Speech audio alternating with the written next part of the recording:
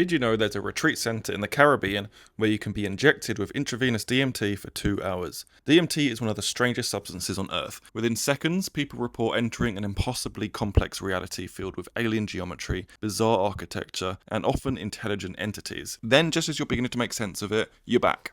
Unless you take it in an IV. A new centre opened earlier this year called Eleusis on the island of Bequia in St. Vincent is using a technology called DMTX that keeps people in the DMT state for hours using a carefully controlled intravenous infusion. Now this isn't just for fun, the technology is allowing researchers to probe the subjective experience of the DMT realm. Usually a DMT experience is over before you have time to observe anything systematically. With DMTX, researchers can keep people in the state long enough to ask questions, adjust doses, and even run experiments during the experience. Studies from Imperial College London have already shown that extended DMT isn't simply more intense DMT, but it is showing entity encounters become more common, visual complexity increases, and the experience settles into a surprisingly stable state rather than continually becoming more intense. And now things get even stranger. DMT researcher Andrew Gillimore has teamed up with cognitive scientist Donald Hoffman to ask a question that most scientists wouldn't dare touch. Are DMT entities simply hallucinations, or could they represent a trace of something genuinely external to the mind? And thanks to DMTX,